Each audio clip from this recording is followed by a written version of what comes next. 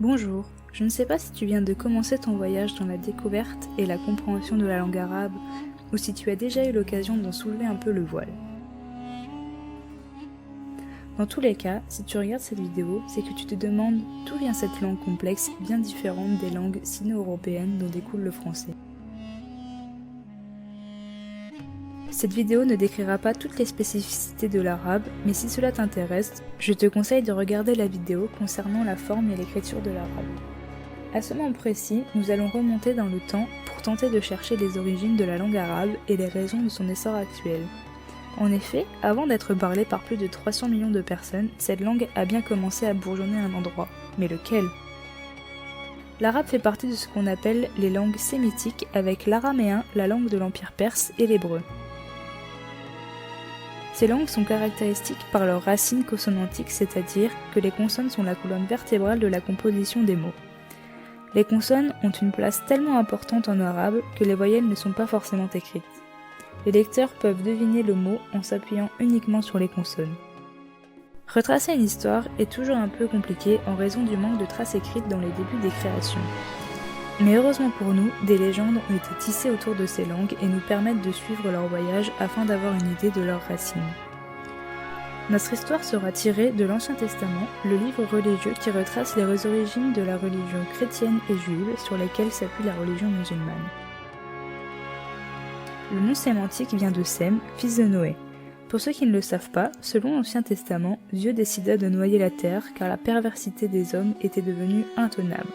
Il demanda donc à Noé et sa femme de rassembler un couple de chaque espèce du monde pour les regrouper dans une grande arche que Noé et ses fils auraient construite. Après 40 jours de déluge, la pluie s'arrêta. Noé et ses fils eurent le devoir de repeupler la terre d'un nouveau peuple. Ainsi, nous pouvons voir que par sa conception et sa forme, l'arabe s'inscrit directement dans la lignée des religions monothéistes par son histoire commune. Cette histoire commune se divise selon ses écrits à l'époque d'Abraham. La Bible et le Coran racontent que cet homme et sa femme Sarah ne pouvaient pas avoir d'enfants et donc étaient sans descendance. En dernier recours, Sarah permit à sa servante de porter l'enfant de son mari, c'est ainsi que naquit Ismaël. Néanmoins, les vœux de Sarah furent exaucés et elle tomba enceinte peu de temps après d'un garçon, Isaac. Étant jalouse de sa servante, elle demanda à Abraham de la chasser. La servante et son fils fuirent dans le désert vers le sud, où ils construirent leur propre descendance dont Mahomet appartient. Ainsi, notre route à la recherche de l'origine de l'arabe nous conduit vers l'Éthiopie et le Yémen, qui se situent au sud de la péninsule arabique. En parlant de ses racines et sa construction linguistique, nous avons ainsi réussi à retracer le petit bout de son trajet. La religion musulmane est profondément liée à la langue arabe. L'histoire que nous propose l'Ancien Testament nous permet donc de comprendre pourquoi l'arabe est si proche des autres langues sémitiques. Nous voilà donc arrivés au Yémen, où l'on peut trouver les premières traces de ce qui ressemble à l'écriture arabe. Cette langue nommée par la suite sud-arabique se compose des mêmes 29 consonnes. Tout comme l'arabe, les voyelles ne sont pas notées et sont déduites de la forme du mot et de la succession des consonnes. C'est une écriture qui a fait son petit bonhomme de chemin, car elle fut employée entre le 6e siècle avant Jésus-Christ et son emploi perdure jusqu'au 6e siècle après Jésus-Christ, soit 12 siècles. Le royaume se trouvant dans cette région était selon le Coran et la Bible le royaume de Saba. Ces deux livres retracent l'histoire notamment de la reine de Saba qui se convertit à la religion monothéiste du roi Salomon. La fin de son utilisation correspond à la chute de cette civilisation par l'invasion des Abyssins en 525 après Jésus-Christ. Mais revenons au sud-arabique. Cette langue se compose de signes géométriques. Leur création répond surtout à des critères esthétiques. C'est au 7e siècle que l'arabe prend une réelle ampleur avec les débuts de l'islam, rendu obligatoire par l'administration omeyyade dès la fin de ce siècle.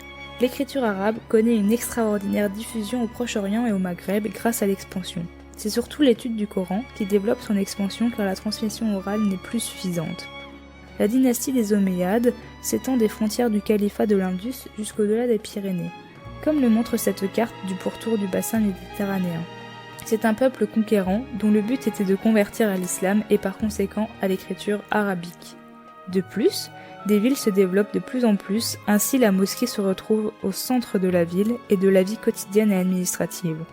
La langue coranique prend alors une place centrale dans la vie commune, écrasant les anciens dialectes pour en créer de nouveaux, largement inspirés par celle-ci.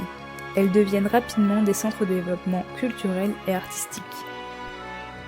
Bref, aujourd'hui, l'arabe est parlé dans tout le nord de l'Afrique et sur toute la péninsule arabique. Pour vous donner une idée de ce que représente ce territoire, voici une image montrant en vert foncé les zones où l'arabe est parlé majoritairement. Voilà, maintenant vous en savez un peu plus sur le passé de cette langue qui n'est plus si mystérieuse. Durant ce petit résumé, je vous ai parlé des caractéristiques linguistiques de l'arabe, et si vous voulez en savoir plus, je vous invite à aller voir la vidéo sur l'orthographe de l'arabe où Younes vous guidera.